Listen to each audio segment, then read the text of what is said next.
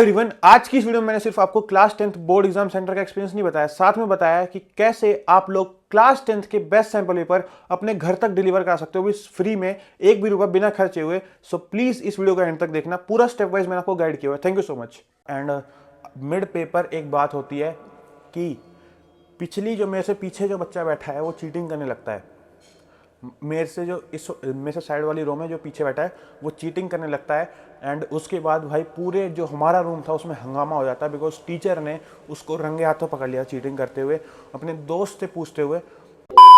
Hi everyone, welcome to the study blueprint. This is Aditya भी। And आज की इस वीडियो में तुम लोगों को अपना पूरा बोर्ड एग्जाम सेंटर का एक्सपीरियंस शेयर करने वाला हूं। साथ ही में जो मैंने गलतियां की, मेरे फ्रेंड्स ने गलतियां की, वो आप ना करो तो कुछ टिप्स देने वाला हूं। तो चलिए शुरू करते हैं आज की स्टोरी। एंड ये स्टोरी है मेरी एक दिन पहले से स्टार्ट होती है, यानी कि मान लो कल मेरा बोर्ड एग्जाम है एंड आज ये स्टोरी स्टार्ट हो रही है। तो मेरे को पता चला कि मेरे किसी क्लोज रिलेटिव की शादी है, जिसमें मैं पहले नहीं जाने वाला था, लेकिन मेरे को जाना ही पड़ा उसमें ज़बरदस्ती। तो रात के 12 बज चुके हैं एंड निकलते निकलते उस शादी से, वो क्लोज होते होते फंक्शन तो 12 बजे। एंड 1 घंटे का मेरा घर का डिस्टेंस है, यहाँ से जो वेन्यू पे जहाँ मैं खड़ा हूँ फंक्शन के, वहाँ से 1 घंटा लगेगा मेरे को घर जाने में।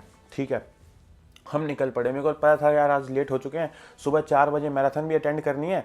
एंड तब बहुत ज़्यादा क्रेज़ था इस चीज़ से कि मैराथन अटेंड करके ही जानी है सुबह 4 बजे वाली। तो मैंने सोचा करेंगे ही, चाहे 2 बज जाए, चाहे 1-2 घंटे की स्लीप दूँ, जो कि मेरी सबसे बड़ा ब्लंडर बना, वो आपको आगे पता चलेगा। ठीक है, तो हम निकले एंड मेरे को वही पता चला रास्ते में ही कि जो ये मेरा रूट है, जो मैं अभी घर जा रहा हूँ रात को अपने वेन्यू से, तो वो उसी रास्ते पे मेरा बोर्ड एग्ज़ाम सेंटर है, वहीं पर है। तो मैंने सोचा कि चलो एक बार रात को, अभी बज चुके हैं तो ज़्यादा ट्रैफिक नहीं होगा, एक बार देख ही आते हैं कैसा एग्ज़ाम सेंटर है एंड कैसे रास्ता, मतलब घर से रूट वगैरह सब देख लेना चाहिए। आपको भी एक दिन पहले जाकर के देख लेना चाहिए अपना एग्ज़ाम सेंटर किधर है।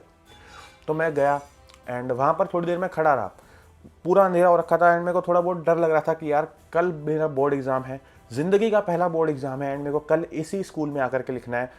मेरे को थोड़ा बहुत डर लगा, थोड़ा बहुत मैंने मोटिवेशन ली, थोड़ा बहुत मैं मोटिवेट किया मैंने खुद को। घर आ गया, घर आके मैंने फटाफट से थोड़ी बहुत चीज़ें 10-15 मिनट के लिए रिवाइज़ की और मैं सो गया। ठीक है, क्योंकि मेरे को सुबह 4 बजे उठ करके मैराथन भी अटेंड करनी थी। मान लो कि मैं 2 बजे सोया था एंड 4 बजे मैं उठ गया, बिकॉज मैराथन थी। तो 2 घंटे की नींद में समझ सकते हो एक व्यक्ति अपना ज़िंदगी का पहला बोर्ड एग्ज़ाम लिखने जा रहा है, पूरा का पूरा ब्रेन फंक्शन ही नहीं कर पा रहा था, लेकिन फिर भी मैंने मैनेज किया, मुंह धो लिया, उसके बाद मैराथन अटेंड की। 5 बजे तक वो मैराथन चली। उसके बाद 5 से 6 तक जो मैं रोया हूँ, बहुत ज़्यादा रोया हूँ, बिकॉज अपने दोस्तों से बात करके, अपने जितने भी मेरे क्लोज फ्रेंड्स हैं जो कि आज बोर्ड एग्ज़ाम देने वाले थे, उन सबसे मैंने बात करी। एंड मेरे को यही पता चला कि यार जितने भी मैंने उनका ग्रेटिट्यूड पे किया, जो जो टीचर्स थे मेरे नर्सरी से लेकर के, प्री नर्सरी से लेकर के आज तक 10th तक, जितने भी टीचर्स थे उनको मैंने ग्रेटिट्यूड पे किया कि उनकी वजह से आज मैं इतना कैपेबल बना हूँ कि मैं आज अपना बोर्ड एग्ज़ाम देने जा रहा हूँ। मैंने उनको थैंक्स किया, उनको ग्रेटिट्यूड पे किया। उसके बाद अपने आप को थोड़ा बहुत संभाल लिया। यार बहुत ज़्यादा इमोशनल मोमेंट था। अगर आप बोर्ड एग्ज़ाम इस साल देने वाले हो, आप भी खुद फील करोगे एंड फिर आकर के इस वीडियो पर दोबारा कमेंट करना। एंड ठीक है, तो उसके बाद 1 घंटा मैंने ग्रेटिट्यूड पे किया, दोस्तों से बात करी। ठीक है, क्योंकि 1 घंटा जो है, 1-2 घंटा जो लास्ट के बचे हैं उसमें पढ़ करके भी आप कुछ ज़्यादा नहीं कर सकते हो। मेरी प्रिपरेशन बहुत अच्छी थी, मेरे को कहीं से कोई भी डाउट नहीं था कि मेरे को ये टॉपिक वीक है, ये नहीं है। मेरा पूरा सिलेबस कंप्लीट था, वो भी 3 से 4 बार पूरा सिलेबस मैंने कंप्लीट कर लिया था एंड सैम्पल पेपर वगैरह सब लगाए थे। उसके बाद मैंने थोड़ा बहुत फ्रेश हो गया, मैं नहा लिया एंड बोर्ड एग्ज़ाम सेंटर के लिए निकल गया। आधा से 1 घंटा पहले ही मैं पहुंच चुका था अपने बोर्ड एग्ज़ाम सेंटर पे। वहाँ पर जाकर जो माहौल मैंने देखा, एक तो भाई ठंड का मौसम, ऊपर से इतना कोहरा, मैं पूरा का पूरा डर चुका था, ऊपर से इतने सारे पेरेंट्स। एंड साथ ही में एक सबसे अलग जो बात लगती है क्लास 9 से 10th के में, कि हम देखते हैं आज तक 9 साल हो गए एग्ज़ाम देते हुए, स्कूल एग्ज़ाम, फाइनल एग्ज़ाम, कि अपने स्कूल के ही दोस्त होते हैं, स्कूल के ही लोग होते हैं आसपास।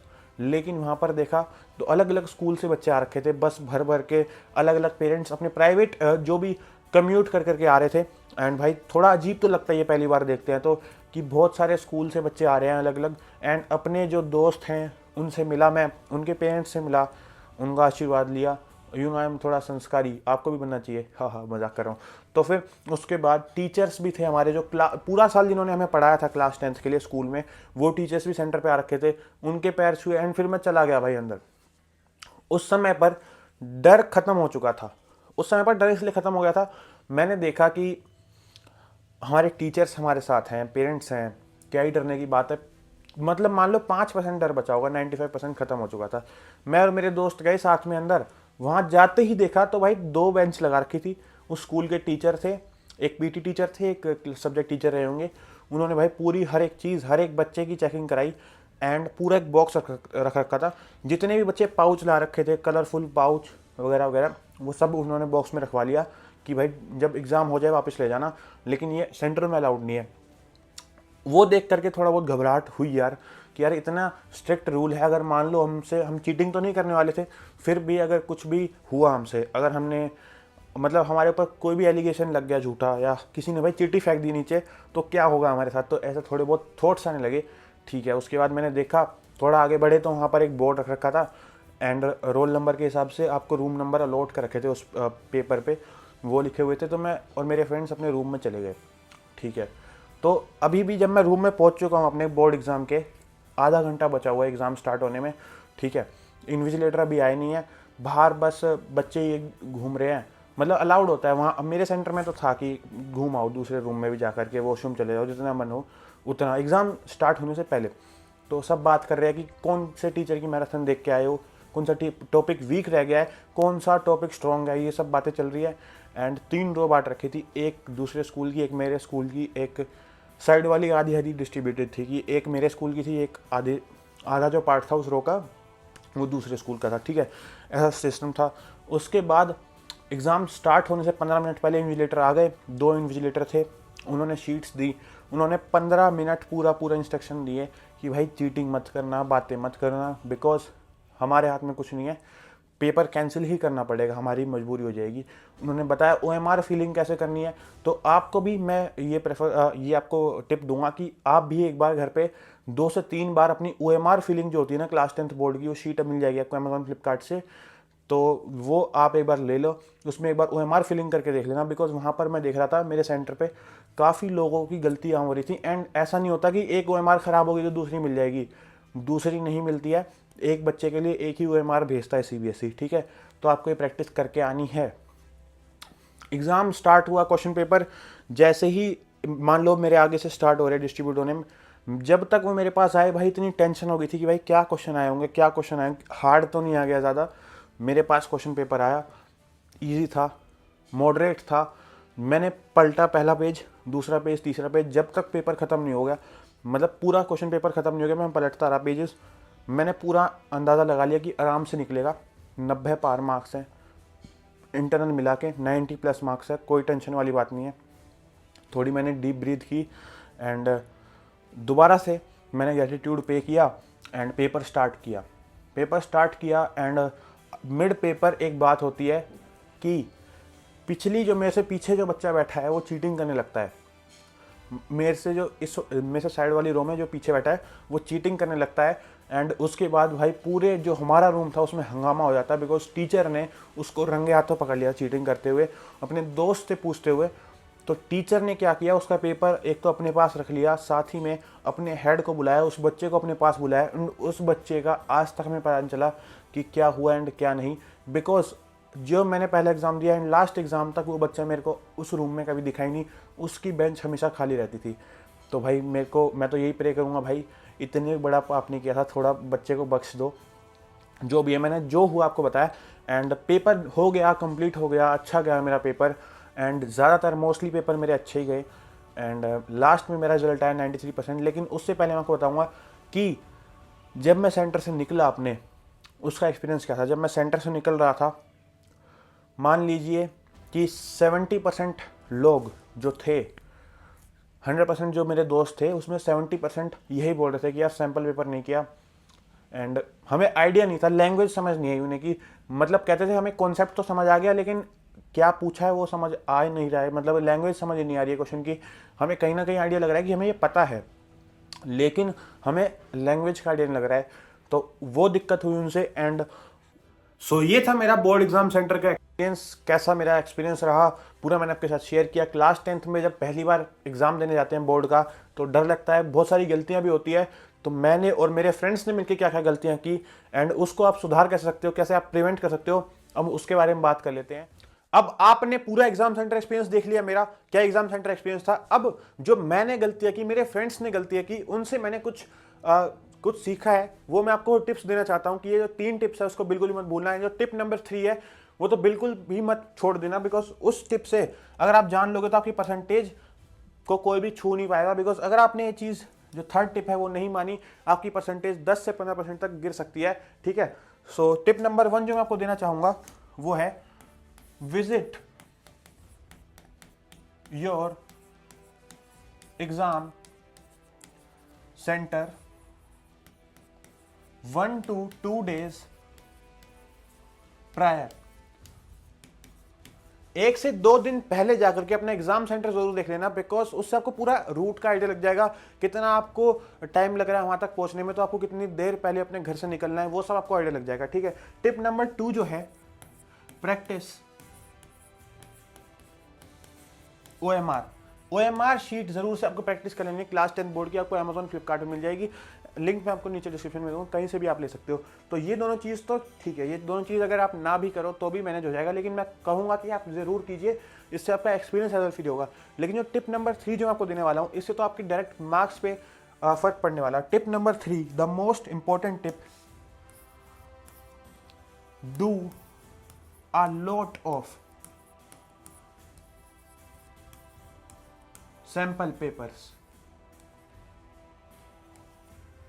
बिकॉज जैसा कि सबको पता है, हम 9 साल हो चुके हैं, फर्स्ट टू लेके 9th तक हमने हर एक अपना फाइनल एग्जाम पास किया है, लेकिन हमने कॉन्सेप्ट सीख लिया पूरा, मतलब हमें कॉन्सेप्ट सीखना आता है। हमने क्लास 10th का भी कॉन्सेप्ट सीख लिया, लेकिन सीबीएसई की लैंग्वेज अलग होती है, आपके स्कूल के फाइनल पेपर की लैंग्वेज अलग होती है। तो आपको सीबीएसई की लैंग्वेज आनी जरूरी है, ताकि आप उसी वे में आंसर कर पाओ। एंड आप लोग जानते हो कि सैंपल पेपर की कॉस्ट कितनी हाई हो चुकी है, कितनी ज़्यादा महंगे आ रहे हैं आजकल सैंपल पेपर, पेरेंट्स की पॉकेट के ऊपर ज़्यादा हार्श हो जाते हैं।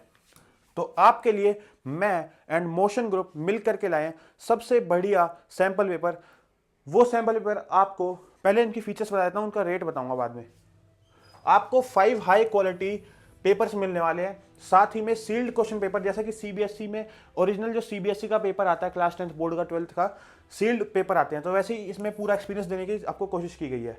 Strictly follows the latest CBSE pattern and syllabus, पूरा सीबीएसई बेस्ड दिया। मतलब यूं मान लो कि अगर आपने ले लिया, अगर आपने ये घर पे सोल्व कर लिया, समझ लो कि आपने अपना बोर्ड एग्जाम दे दिया, बिल्कुल एग्जैक्ट वैसा ही बनाया गया है।